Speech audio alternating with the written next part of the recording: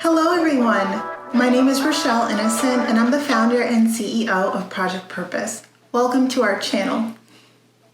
Our community is focused on fostering the intellectual and character development in children. We do this through our parent-child workshops that are focused on 4 themes: autonomy, self-efficacy, compassion, and self-concept, in order to cultivate grit, perseverance, and resilience in each child. At Project Purpose, our overarching mandate is to renew and rebuild family, community, and relationships. Our different social media platforms provide us with an opportunity to have discussions on all topics that relate to family, community, and relationships with ourselves as well as with others, with a primary focus on mental health and education. More precisely, the ways that the institutions of mental health and education play a role and have played a role in our societies at large. These discussions and debates provide us with an opportunity to think critically about what needs to change within these structures in order for us to live up to our bold slogan: support, protect, and empower each child through youth-focused development, better known as leadership in juvenescence. We recognize that in valuing our children's leadership potential, this also translates as recreating and co-creating environments both socially and politically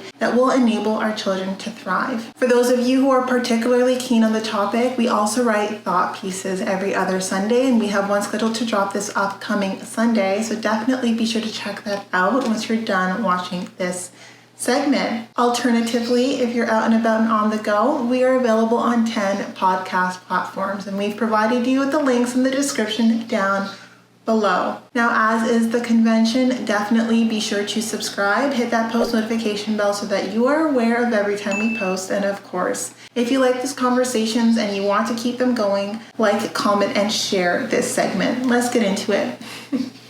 Hello, mes amis. Hello, my friends. Welcome back to another segment here on Project Purpose. For those of you who are new, we cover topics that relate to mental health, mental wellness, and education on a week-by-week basis. And this week, our topic of discussion is mental health. Before jumping in, I would be remiss if I didn't let you know that we will be going live at minimum twice a month. So we're going to be having thought-provoking discussions and conversations that dive deep into concepts that we cover each month. And so for October, the concept that we wanted to cover was resolve, and the idea is to define the concept in and of itself and then figure out ways to create and maintain its manifestation in our life, contributing to us living more intentionally and more fulfilled. So these are paid events, so if you want to participate, definitely check out our Facebook page to get your ticket. Or if you think that you would want to be part of our community moving forward and you're excited about the events that we have planned, and we have many things planned for you, then you need to take a look at our package plans. So over and above the live events, we are planning workshops, webinars, and different engagement opportunities to give you an opportunity to build the critical thinking toolkit yourselves, the soft skills, the life skills that are required to live a more fulfilling, more meaningful life. So yes, if you want to just get a sneak peek as to what it is that we offer and the kind of ambience that we're creating, get your one-time ticket or take advantage of these sweet, sweet deals.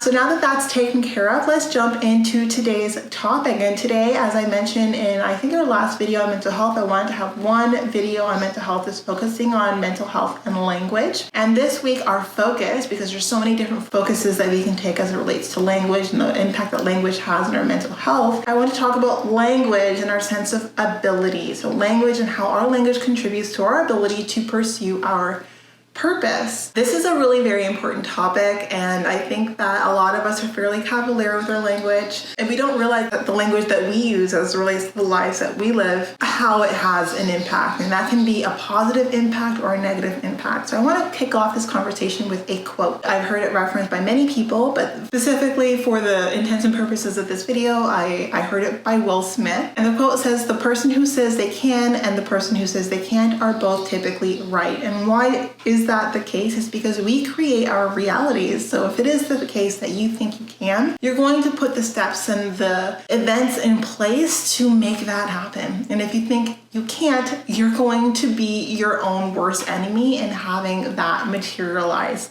in actuality. And so why is that? It's because our language constructs our realities, and the language that we use typically will set us up for success or for failure. And sometimes what we do is we try to trick the universe. So we say we really don't want something when we do, but saying that you don't want something actually just creates more obstacles than opportunities for you in the long run. So better to use your language in alignment with what you really want and what you hope to achieve in your life, as opposed to using your language to put yourself down. And it's a really simple philosophy, but one that not very many people leverage or not many people use. I don't think we get a real sense of the power of the language that we use in our lives, though we're better at recognizing how if someone's constantly putting themselves down or being self-deprecating, how it could have a negative impact on their life. But we rarely catch ourselves doing it to ourselves. And I think this is a conversation about how we think about what our purpose is, what it is that we want to do, and how we are very intentional about the language that we use when it comes to achieving that goal or the steps that we're taking towards that goal in and of itself, and never using language that hinders our ability to strive and to,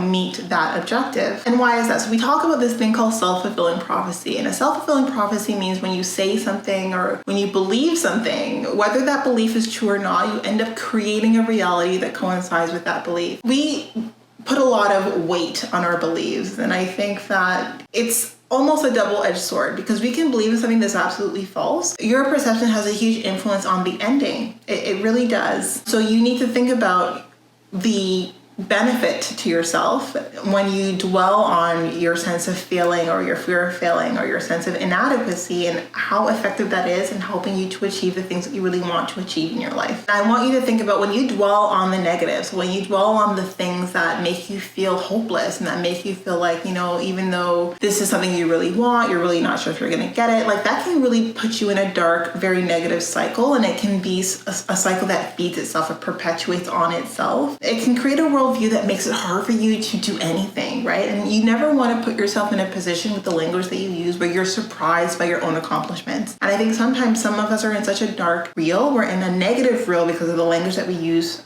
on ourselves, that when we do accomplish something and when we achieve something, we ourselves are surprised, and recognize that you shouldn't be surprised. If anything that you achieve, anything that you accomplish is in alignment with your actual ability, whether you believed in your ability or not. But it's important that when we recognize, hey, we had this ability, though we didn't carry the belief, and by some happenstance, by some luck, we were able to achieve this, we need to realign our language very quickly so that that achievement isn't a one-off. We can make that achievement and that success something consistent and something that we can predict and expect in our lives, because we're building ourselves up towards it. And so when we think about self-fulfilling prophecy, when we think about the power of our language and creating beliefs and having those beliefs drive our actions and behaviors that will align to the outcomes that we want or align to outcomes that we don't want in life, we become a lot more careful and a lot more intentional about the language that we use, and we craft our language in a way that we're building our worlds the way we want them, as opposed to creating realities that are not for us or for anyone, because they're not healthy realities by any means. So you want to leverage this insight, the insight of, like if I craft and create my reality, I want to craft and create the reality that is for me and not against me. You leverage that insight for your benefit. So you breathe life into your sense of ability, into your sense of purpose, and even if you are miles away from your objective, the language you use is always language that helps you bridge that gap and decrease the gap between where you are and where you hope to be. So believe that you can do it when outside of your control. How you're going to do it, where, why, with whom, these factors can all be out of your control, but it doesn't mean that it's hopeless, right? It doesn't mean that you're a failure, and the language that you use is really going to shift and change the terrain in a way that is sometimes mysterious, but you recognize that you can really manifest the reality that you want when you choose the language that coincides with the goals and objectives that you're looking for. And if you are on your team as opposed to rooting against yourself, it makes the climb, the journey less arduous for you. So definitely this is a call to reflect on the language you use, and language you use is also a reflection of your limited beliefs. And I think people who use the word I can't a lot, these are people who are in what I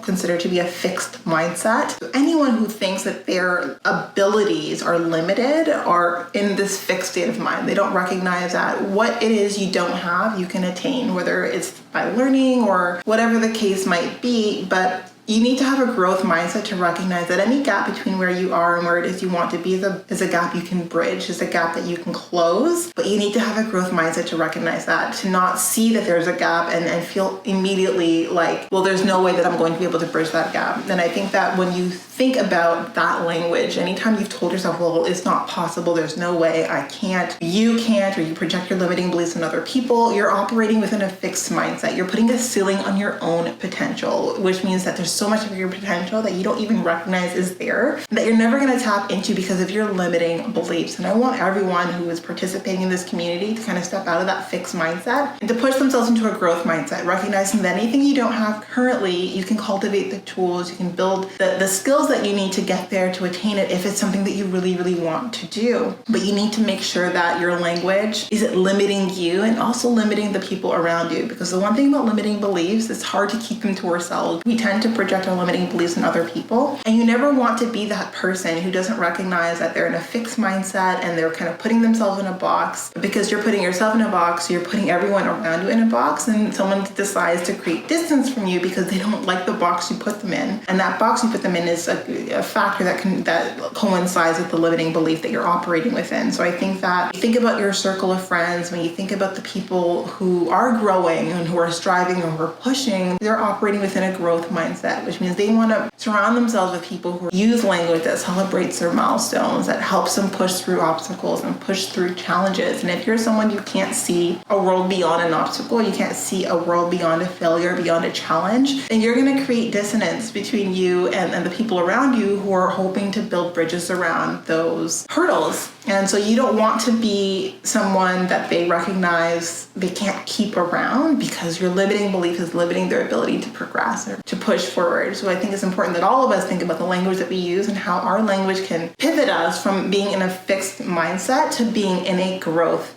mindset. And recognize that when we say I can't, this kind of learned helplessness is the sense of, oh, well, this is where I am and, this is my box and I can't operate outside of my box for whatever reason. I mean, that contributes to a lot of resentment and feelings of bitterness and feelings of despair, which can snowball into a lot of other toxic traits and behaviors that aren't you, right? Like these behaviors and these tendencies are a byproduct of the things we tell ourselves and the beliefs that we carry that are hurting us and not helping us. So if this sounds familiar to you, then hopefully this is a video that is a call to action to make a shift in that language, to shift your perspective, to give yourself an opportunity to grow and to shine, and to also celebrate the growth and the progress that your peers are making, as opposed to feeling, like they're leaving you behind and there's no way that you could possibly, achieve or accomplish things on side. So to go about this journey, this really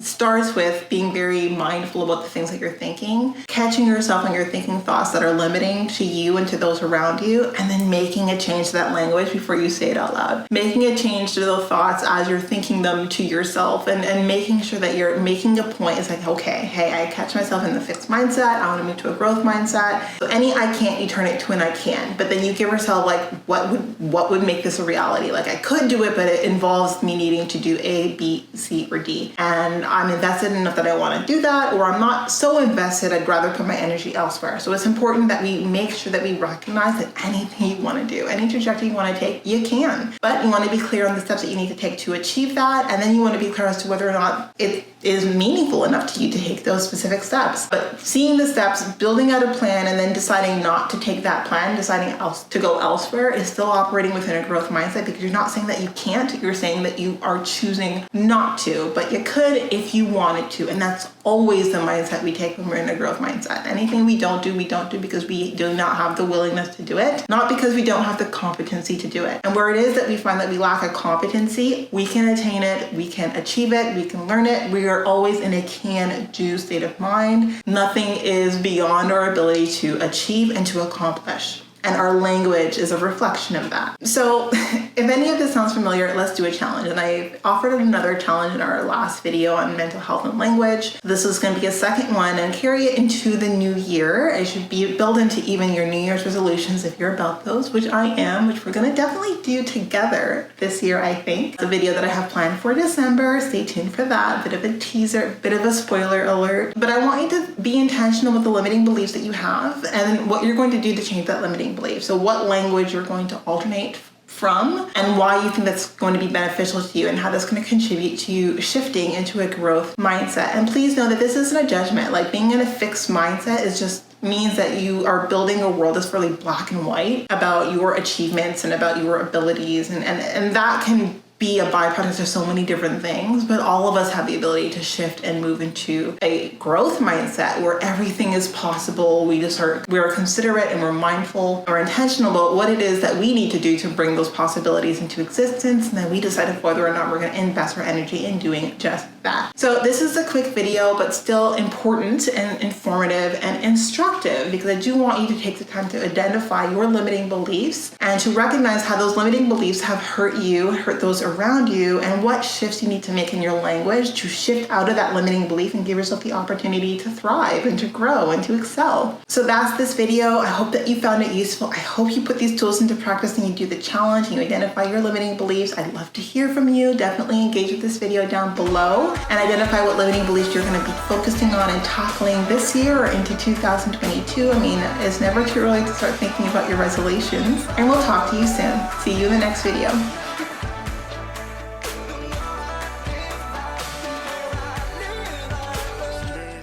Feel like no one's listening.